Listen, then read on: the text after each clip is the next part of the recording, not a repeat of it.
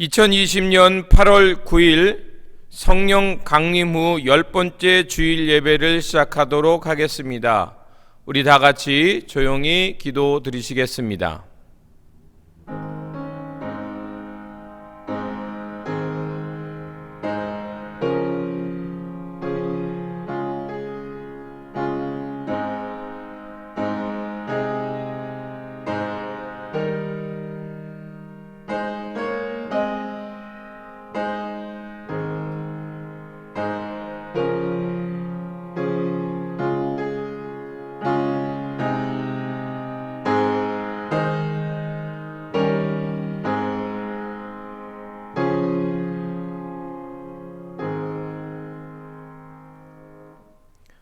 구하라, 그리하면 너희에게 주실 것이요. 찾으라, 그러면 찾을 것이요. 문을 두드리라, 그러면 너희에게 열릴 것이니라. 은혜로우신 하나님, 하나님은 우리의 피난처이십니다. 하나님 없이는 능력도 거룩함도 없습니다. 이 시간 우리들에게 성령을 부으사 죄된 옛사람은 죽고 예수 그리스도 안에서 하나님의 형상을 닮은 사람으로 태어나게 하여 주시옵소서. 그래서 주님 나라가 우리 가운데 임함을 경험하게 하시며 이 세상 속에 진리의 빛, 생명의 길을 택하며 천국의 삶을 살게 하여 주시옵소서. 우리 구주 예수 그리스도의 이름으로 기원하옵나이다. 아멘. 찬송가 10장입니다.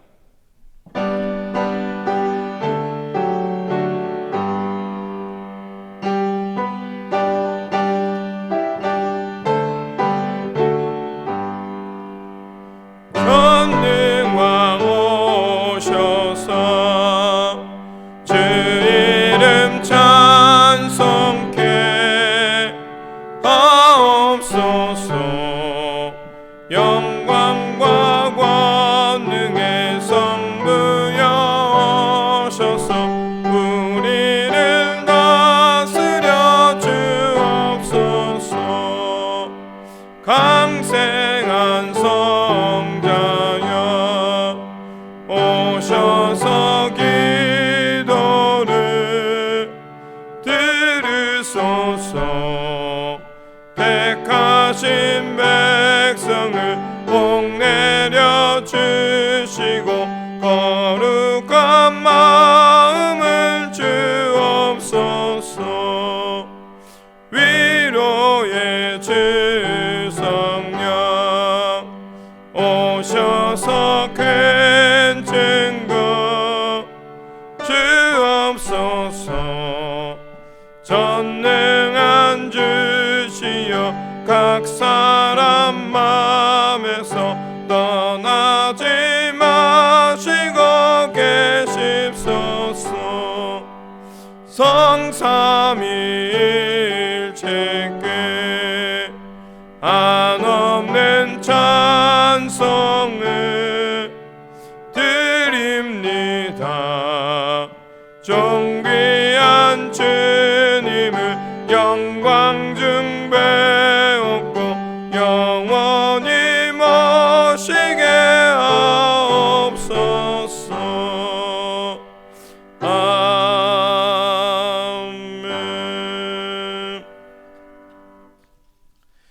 성시교독은 시편 85편 8절에서 13절입니다.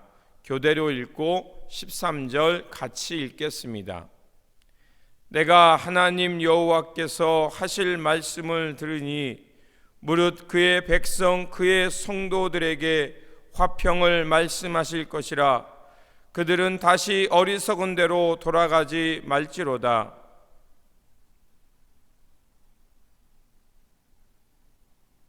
인애와 진리가 같이 만나고 의와 화평이 서로 입맞추었으며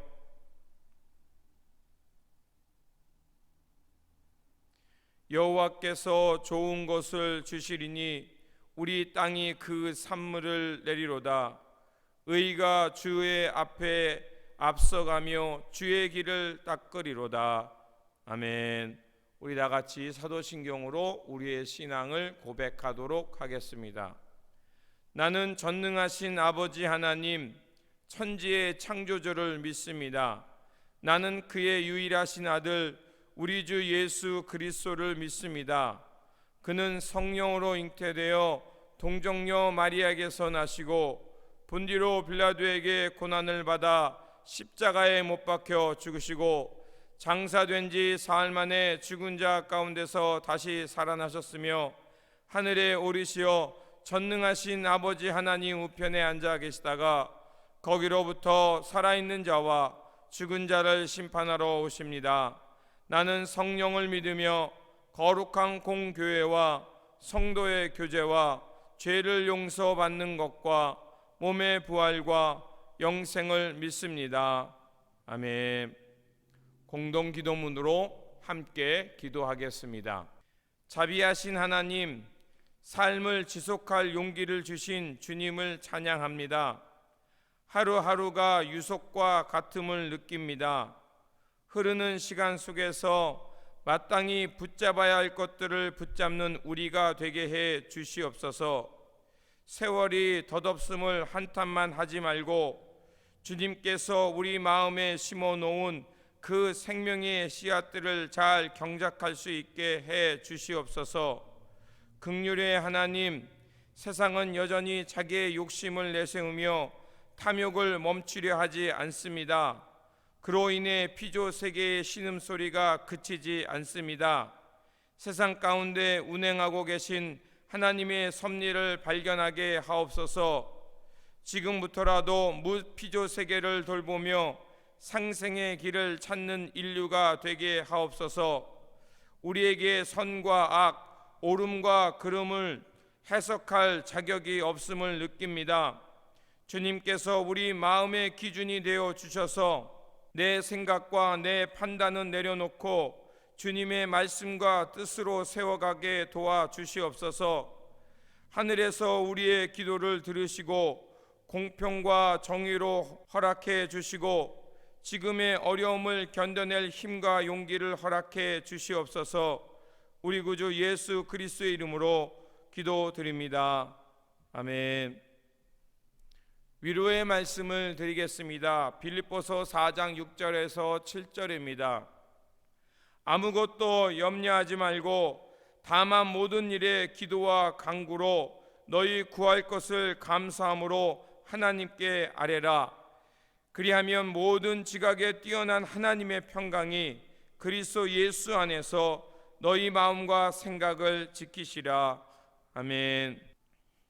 찬송가 364장 부르시면서 준비하신 예물 하나님 앞에 드리겠습니다.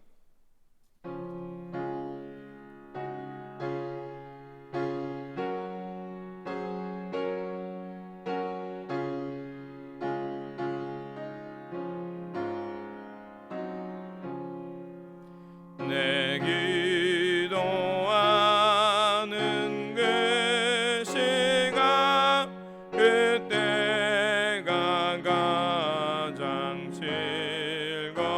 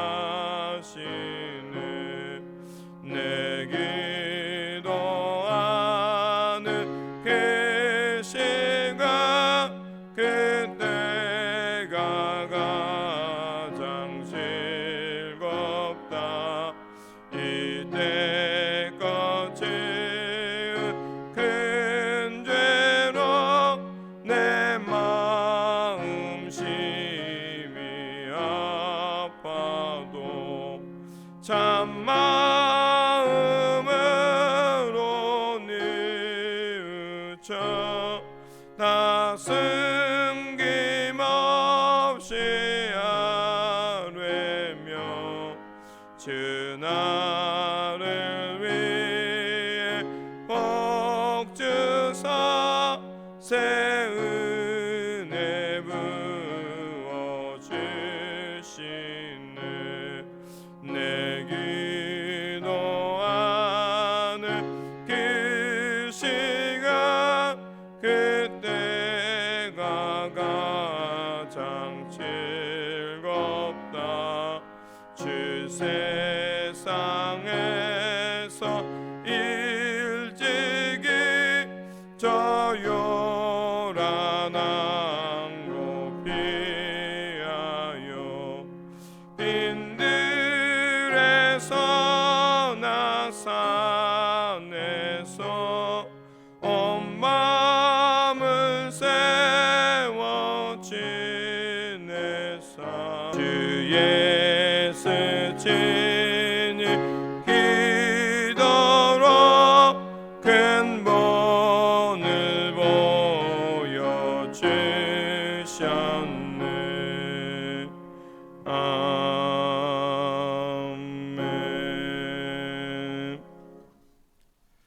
드리신 예물을 위하여 기도하겠습니다. 우리의 기도에 응답하여 주시는 하나님, 저희들이 어느 곳에 있든지 주님의 뜻을 분별하며 주님의 길을 걷게 하시니 감사를 드립니다. 이 시간 내려주신 은혜에 감사하여 예물 드리오니 흠양하여 주시고 천국 복음을 전하는 일에 사용하여 주시옵소서.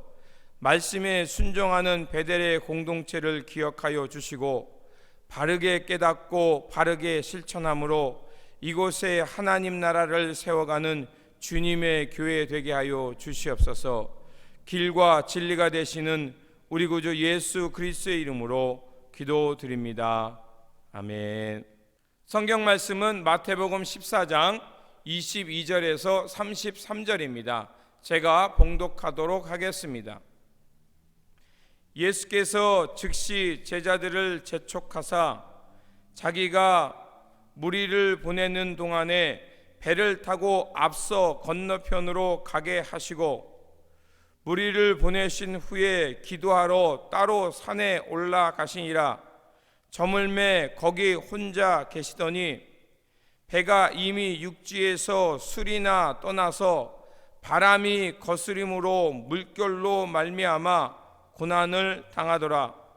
밤 사경에 예수께서 바다 위로 걸어서 제자들에게 오시니 제자들이 그가 바다 위로 걸어오심을 보고 놀라 유령이라 하며 무서워하여 소리 지르거늘 예수께서 즉시 이르시되 안심하라 나니 두려워하지 말라. 베드로가 대답하여 이르되 주여 만일 주님이시거든 나를 명하사 물 위로 오라 하소서 하니 오라 하시니 베드로가 배에서 내려 물 위로 걸어서 예수께로 가되 바람을 보고 무서워 빠져가는지라 소리 질러 이르되 주여 나를 구원하소서 하니 예수께서 즉시 손을 내밀어 그를 붙잡으시고 이르시되 믿음이 작은 자여 왜 의심하느냐 하시고 배에 함께 오르매 바람이 그치는지라 배에 있는 사람들이 예수께 절하며 이르되 진실로 하나님의 아들로소이다 하더라. 아멘. 교회 소식을 전하도록 하겠습니다. 참 마음과 진리로 주님께 예배드리는 저와 여러분께 하나님의 평강이 충만하시기를 바랍니다. 아직도 코로나 사태가 진정되지 않고 있습니다. 여러분 이럴 때일수록 철저한 생활 방역으로 건강한 일상생활을 하시기를 바랍니다. 그리고 아쉬운 말씀을 하나 드려야겠습니다. 강수잔 집사님께서 산호세로 아예 이사 가기로 결정하셨다고 합니다. 그곳에 가셔서도 신앙생활 잘 하실 수 있도록 여러분 기도해 주시기를 바랍니다. 기도하겠습니다. 우리의 기도를 들으시고 선한 길로 인도하여 주시는 하나님, 이 시간 주님의 말씀 앞으로 나가오니 우리에게 주님의 음성을 들려주시고 바르게 깨달아 말씀을 통하여서 생명의 길을 걷게 하여 주시옵소서. 그래서 우리 삶을 통해 드러나는 하나님의 나라의 역사를 보게 하시고 천국의 기쁨으로 살아가게 하여 주시옵소서. 우리 구주 예수 그리스도의 이름으로 기도드립니다. 아멘. 오늘 본문 말씀은 예수 그리스도 안에 깃들여 있는 하나님의 본성, 하나님의 특성을 우리에게 전하는 말씀입니다. 본문을 보면 예수님께서 물 위를 걸어 오십니다. 그것은 예수님이 바로 누구인가를 우리에게 전해주고 있는 것입니다. 성경에서 물, 바다 이런 것들은 혼돈의 세력을 의미합니다. 창세기 1장 1절에서 2절에 보면 태초에 하나님이 천지를 창조하시니라 라는 말씀 다음에 땅이 혼돈하고 공허하며 흑암이 깊음 위에 있고 하나님의 신은 수면 위에 운행하시더라 라는 말씀이 나옵니다. 바로 이 혼돈과 공허, 흑암 위에 주님께서 걸어오신다는 것입니다. 혼돈의 세력은 카오스입니다. 그런데 예수님께서 물 위를 걸어오셨다는 것은 무엇을 말하냐면 바로 그런 혼돈의 세력을 제압하시고 그곳에 하나님의 질서, 하나님의 코스모스를 세우신다는 뜻입니다. 주님께서는 혼돈과 흑암 속에 오셔서 하나님의 질서를, 하나님의 나라를 세우시는 분이라는 것입니다. 그리고 어려움 당하는 제자들을 외면치 아니하시고 그들 가운데 찾아오셔서 하늘의 평안을 주시고 그들과 함께 해 주신다는 것이 바로 오늘 본문 말씀이 우리에게 전하는 것입니다. 그러면 제자들이 왜 이런 고난을 겪었을까요? 주님께서 오병이어의 기적을 행하신 후에 22절에 보니까 예수님께서 즉시 제자들을 재촉하사 주님께서 무리를 보내시는 동안 배를 타고 저 건너편으로 가라고 하셨습니다. 배를 타고 호수 건너편으로 가게 하신 분은 바로 예수님이십니다. 그것도 얼마나 급했는지 성경은 재촉하면서 라는 표현을 쓰고 있습니다. 그러니까 오병이어의 기적을 행하신 후에 바로 제자들을 재촉해서 저 호수 건너편으로 보내고 있는 것을 볼 수가 있습니다. 그리고 더구나 그 밤에 갈릴리 호수를 배를 타고 건너간다는 것은 매우 위험한 일이었습니다. 낮과 밤의 기온차가 큰 곳이기 때문에 언제든지 돌풍이 불어올 수 있기 때문에 그렇습니다. 그럼에도 불구하고 예수님은 제자들을 가리켜서 그 호수 건너편으로 가라고 했습니다. 호수 건너편은 마가복음 6장에 보면 벳세다라고 표현하고 있고 요한복음 6장에 보면 가버나움으로 표현되고 있습니다. 호수 건너편은 모두 이방 사람들이 모여 살던 지역입니다. 복음의 불모지라고 말할 수 있습니다. 예수님은 제자들을 바로 그곳으로, 이방 땅으로 보내고 있는 것입니다. 그래서 제자들은 예수님의 명령을 따라 그 이방 땅으로 복음의 불모지를 향해 나아갔습니다. 그런데 그 과정에서 강한 바람과 높은 파도를 만나게 되고 그로 인해서 고통을 당하고 있는 것입니다. 이러한 말씀들은 바로 지금 마태복음이 쓰여지고 있던 당시에 초대교회와 마태복음의 공동체가 직면하고 있는 현실적 어려움을 말하고 있는 것입니다. 예수님께서 제자들과 남아있는 교회를 위해서 땅끝까지 이르러 내 증인이 되고 또 세상 저 땅끝까지 가서 사람을 만나거든 그들로 하여금 예수님의 제자를 만들어서 하나님의 나라, 하나님의 평화를 이루는 세상을 만들라고 명령하셨습니다. 그래서 제자들이 배를 타고 호수 건너편으로 갔다는 것은 그들이 이 사명을 감당하기 위해 땅끝으로 갔다는 것입니다. 그런데 어떻습니까? 새로운 세상을 위해 살아갈 때 사람들이 환영하기보다는 자신들이 가보지 않은 길, 가보지 않은 세상을 볼 때마다 사람들은 두려워하고 새 길을 가는 사람들을 다르다는 이유로 비난하기 십상입니다. 제자들과 초대교회는 예수 그리스도의 사명을 감당하다가 이런 사람으로부터, 세상으로부터 비난과 어려움을 겪게 된 것입니다. 주님의 길을 걷다 보면 교회는 태풍을 만날 때가 있습니다. 그래서 이리저리 흔들릴 때가 있습니다. 오늘을 살아가는 우리도 마찬가지입니다. 우리가 신앙생활을 한다고 해서 우리의 인생이 늘 평안한 것만은 아닙니다. 어려운 돌풍을 만나가 흔들릴 때가 있습니다. 그리스도인이라고 해서 항상 좋은 것만은 아닌 것입니다.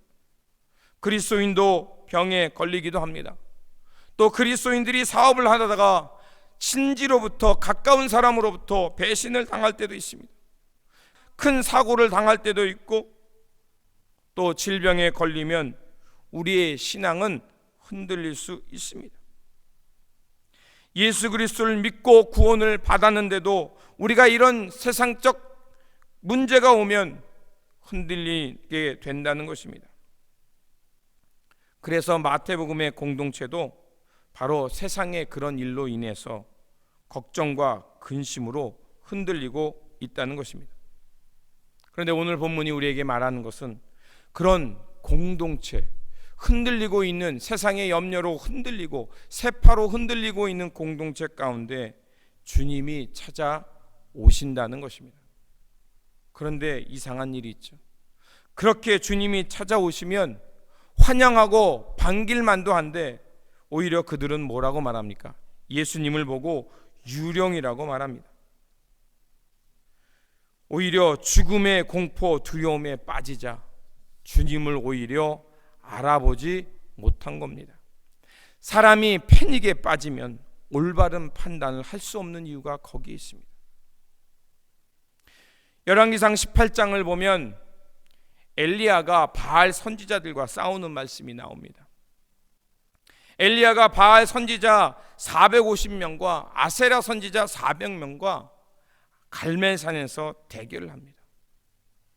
이 장면을 보는 것처럼 뿌듯할 데가 없을 겁니다. 엘리야는 그곳에서 하나님이 이스라엘의 참 신임을 완벽하게 드러냈습니다. 그렇게 당당했던 엘리야가 19장에 가서는 죽음의 두려움, 세상의 도전 때문에 광야로 도망치고 결국 광야 깊숙한 곳에 숨어서 로뎀나무 아래에서 하나님께 죽기를 구합니다.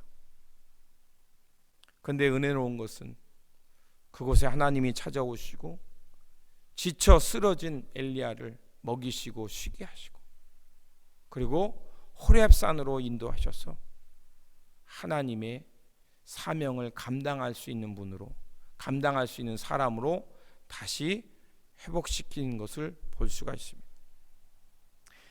주님의 사명을 감당하는 사람이라고 해서 항상 기적만 있는 것이 아닙니다. 때로는 고난이 닥칠 수도 있습니다.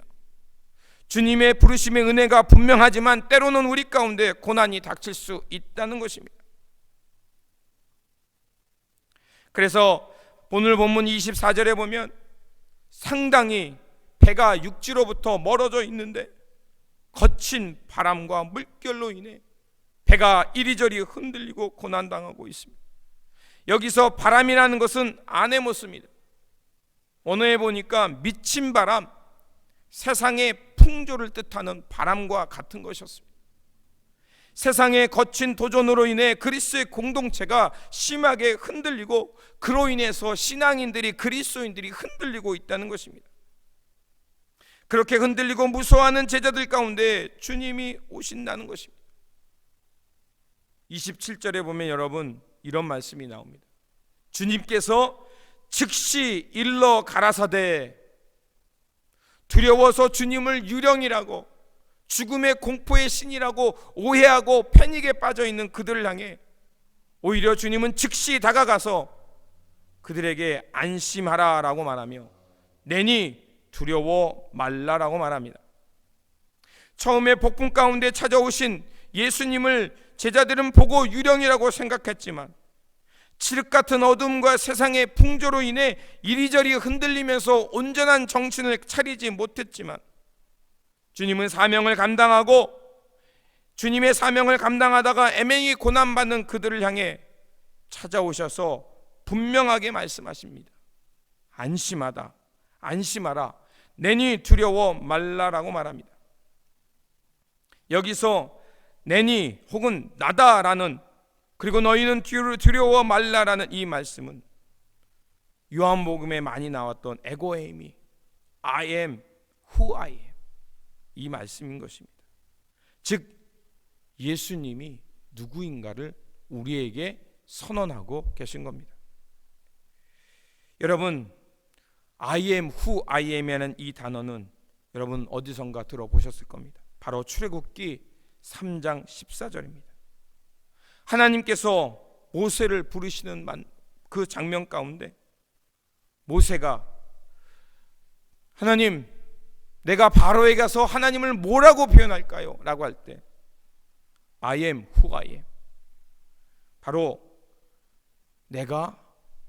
나는 나다라는 하나님의 하나님이 되심을 말해주고 있는 것입니다. 바로 예수 그리스도는 이 말씀을 통해서 바로 우리와 함께 하시는 하나님, 임마누엘, 고통 속에, 흔들림 속에, 두려움 속에 찾아오셔서 우리를 붙들어 주시는 하나님의 현존임을 말하고 있는 것입니다. 그리스도 예수님은 우리가 아무리 어려움 당하고 동떨어지는 것 같이 외톨이처럼 느껴지는 광야 같은 상황 속에서도 우리를 외면치 아니하시고 그 고난 속에 찾아와 주셔서 우리를 붙드시는 하나님이시라는 겁니다. 마태는 지금 풍랑 가운데 찾아오셔서 우리를 붙드시는, 또 우리와 함께하여 주시는 하나님이 바로 예수 그리스도라는 그분이 바로 예수 그리스도라는 것을 우리에게 전해주고 있는 것입니다. 그래서 본문은 또 하나의 얘기를 우리에게 전해주고 있습니다. 예수님이 물 위를 걸어오는 것을 보게 되자 베드로는 예수님을 향해 이렇게 말합니다. 주여, 만일 주이거든 나를 명하사 물 위로 걸어오게 오라 하소서. 그러자 주님의 명령이 곧 떨어집니다. 오라! 그 말씀을 듣고 베드로는 배에서 내려 물 위로 걸어갑니다. 처음에는 주님을 따라 주님의 길을 걸었습니다. 그런데 그의 시선이 예수님에게서 세상으로 돌려지자 곧 그는 물에 빠지게 됩니다. 그래서 30절에 그 바람을 보고 무서워 빠져가면서 소리질러 가로되 주여 나를 구원하소서 하니 31절에 예수께서 즉시 손을 내밀어 저를 붙잡으시며 가라사대 믿음이 적은 자여 왜 의심하느냐라고 말합니다. 물에 빠져가는 베드로는 소리쳤습니다. 주여 나를 구원하소서. 그리고 주님께서 즉시 손 내밀어 그를 붙들어 주십니다. 그러면서 주님께서 이런 말씀을 하시죠. 믿음이 작은 자여 왜 의심하느냐. 베드로라는 사람은 어떤 사람입니까? 마태복음 16장에 보면 주는 그리스도시요 살아계신 하나님의 아들입니다 라는 그 고백을 한 사람입니다. 이 고백을 들으신 예수님께서는 그 시몬의 이름을 베드로라는 이름으로 바꿔주셨습니다. 베드로라는 이름은 반석이라는 것입니다. 베드로의 믿음은 반석과 같다는 뜻입니다. 그런데 오늘 본문에서는 베드로는 거꾸로 믿음이 작은 자를 묘사합니다. 믿음이 작은 이유는 무엇입니까? 주님의 말씀을 듣고 호수에 뛰어들기는 했지만 풍조, 세상의 바람 때문에 그의 믿음이 흔들렸다는 것입니다. 이것은 단순히 베드로만의 문제가 아니라는 것입니다. 마태 공동체 속에 있는 모두에게 해당되는 문제라는 것입니다. 믿음이 반석처럼 강한 것 같았지만 실제로 믿음이 작고 약했다는 것입니다. 베드로는 몇 발짝 못 가서 물에 빠졌습니다. 바로 이것이 우리의 심성이며 몸을 가진 존재들의 한계라는 것입니다. 우리가 큰 믿음을 가진 것 같아서 주님이 가라 혹은 오라는 명령에 순종하여 나아갔더니, 그런데 실제로 보니 우리의 믿음이 적어서 이리저리 흔들렸다는 것입니다. 왜 베드로가 흔들렸습니까? 주님의 말씀처럼 의심하였기 때문입니다. 의심은 믿음의 작은 태도입니다. 의심은 헬라어로 디스타조입니다. 그 뜻은 두 마음을 품다라는 것입니다. 베드로는 풍랑을 피하야겠다는 길과 예수님께로 가야겠다는 그 두 마음을 품게 되자 그는 무거워졌고 결국 물에 빠지게 된 것입니다. 늘 이 두 마음은 우리 안에 충돌한다는 것입니다. 하나는 전적으로 예수님을 향해 나아가겠다는 믿음이 있지만, 다른 하나는 세상이 요구하는 조건들, 세상이 말해한 것들을 가지고 있어야 우리가 염려에서 벗어날 수 있는 것이 아닐까. 이런 갈등과 이 고민 속에서 우리가 고민하며 무거워진다는 것입니다. 의심이라는 것은 두 가지 길을 동시에 가고 싶어하는 마음입니다. 그런데 우리는 알고 있습니다. 두 가지 길을 다 갈 수 없다는 것입니다. 그래서 우리는 항상 마음이 무겁기 때문에 풍랑을 보고 무서워하며 물에 빠질 수밖에 없다는 것입니다. 그렇다면 우리가 어떻게 해야 할까요? 오늘 본문이 우리에게 전해주는 것은 베드로의 고백처럼 주여 나를 구원하소서라고 외쳐야 한다는 것입니다. 물속에 빠져드는 베드로가 할 수 있는 것은 아무것도 없습니다. 무기력함, 절체절명의 상황에 빠져들 때 우리가 할 수 있는 것은 아무것도 없습니다. 구원은 우리 스스로에게서 나오는 것이 아닙니다. 구원 말 그대로 밖에서 우리에게 와야 한다는 것입니다. 예수 그리스도의 손이 우리를 즉시 붙들어 주셔야만 우리는 풍랑이 그치고 염려와 두려움에 빠져서 이리저리 흔들리던 우리 믿음이 다시 중심을 잡고 굳건한 믿음으로 설 수 있다는 것입니다. 그렇습니다. 세상 풍조로, 세상 염려로, 세상 두려움으로 이리저리 흔들리며 풍랑 깊숙이 빠질 수밖에 없는 우리들을 구원하는 길, 그런 문제로부터 자유함을 얻는 길은 바로 전적인 예수 그리스도를 의존할 때 가능하다는 것입니다. 우리가 의심과 믿음 사이에 흔들릴 때마다 우리 오늘 본문이 말하고 있는 것처럼 예수 그리스도께 집중하라는 것입니다. 흔들릴 때마다, 몸이 무거워질 때마다 주 예수 그리스도께 집중해야 자유로워지고 가벼워질 줄 믿습니다. 신앙이라면 의심 없는 믿음을 생각할 것입니다. 하지만 현실은 그렇지 않습니다. 도종환 시인이 말한 것처럼 흔들리지 않고 피는 꽃은 없다라고 했습니다. 다 흔들린다. 하지만 흔들리면서도 줄기는 오히려 굳게 세워진다고 말을 하고 있습니다. 맞습니다. 우리는 의심과 믿음 사이에 흔들리지만 그때마다 주님을 바라보면서 계속해서 우리의 믿음이 단단해지는 것이라 믿습니다. 이렇게 주님을 바라보면서 지속적인 집중을 통해서 우리가 단단한 믿음을 가질 때 우리는 사명을 향해 나아가게 될 줄 믿습니다. 세상 풍조로 의심이 들지만 그럴 때마다 주님께 집중하고 우리에게 찾아와 손 내미시는 그 주님의 손을 붙들 때마다 흔들리지만 다시 단단해져서 주님께 나아가게 될 줄 믿습니다.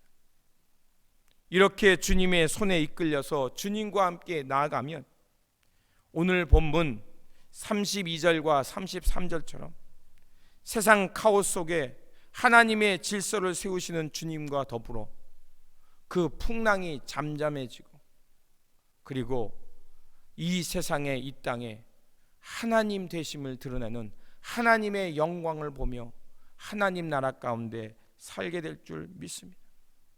여러분, 지금은 흔들리는 때입니다. 또한 교회가 이리저리 쇠파해를 만나 흔들리고 있습니다. 혼란스럽고 요동치고 있습니다.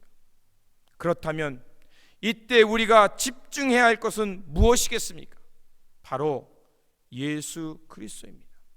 기독교 역사 속에서 그 교회가 흔들릴 때마다 집중했던 것은 바로 예수 그리스도였습니다. 여러분, 과거에도 흔들렸고 미래도 흔들렸고 앞으로도 흔들릴 겁니다. 이런 두려움과 혼실 속에서 주님이 찾아와 손 내밀어 주신다는 것을 잊지 마십시오. 그 손 내밀어 주시는 주님을 붙들고 살아갈 때 우리는 굳건한 믿음 가운데 살아가게 될 줄 믿습니다. 그러므로 사랑하는 성도 여러분, 의심과 믿음 사이에 흔들릴 때마다 부르짖으며 기도하시기를 바랍니다. 그러면 즉시 손 내미사 우리를 구원해 주시는 예수 그리스도를 발견하게 될 줄 믿습니다.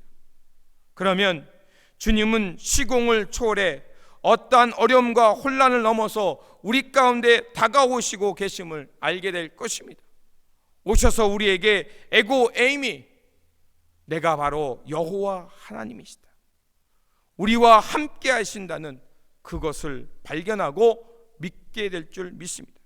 그러면 우리의 몸과 마음이 자유로워지고 가벼워져서 주님과 함께 주님이 이끄시는 하나님의 나라, 하나님의 거룩한 땅을 향해 나아가게 될 줄 믿습니다.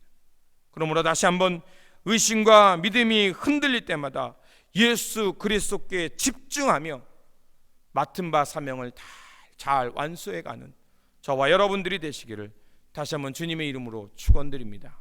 아멘. 기도하겠습니다. 몸이 무거워 물에 빠져가는 베드로를 붙잡아 주신 하나님, 우리도 때로는 베드로처럼 두 마음으로 인해 믿음이 흔들릴 때가 있습니다.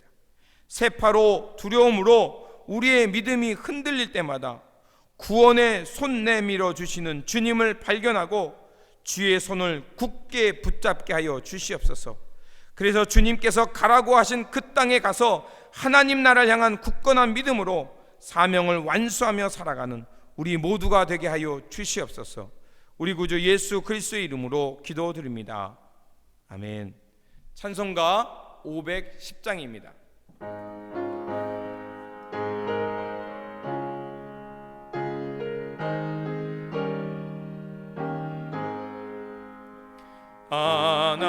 하나님의 진리 등대 길이 길이 빛나니 우리들도 등대되어 주의 사랑 비추세. 우리 작은 불 켜서 험한 바다 비추세. 물에 빠져 헤매느니 건져내어 살리세. 죄의 밤은 깊어가고 성남을 결설낸다. 어디 불빛 없는가고 찾는 물이 많구나. 우리 작은 물 껴서 험한 바다 비추세. 물에 빠져 헤매느니 건져내어 살리세. 너의 등불도 두어라. 거친 바다 비춰라. 빛을 찾아 헤매느니 생명선에 건져라. 우리 작은 물 껴서 밤마다 비추세 물에 빠져 헤매느니 건져내어 살리세.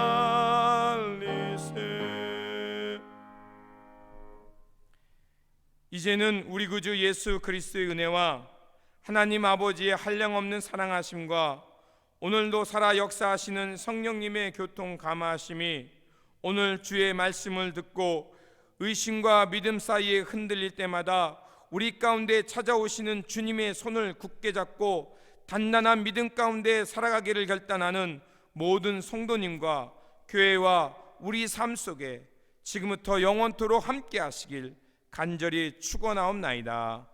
아멘.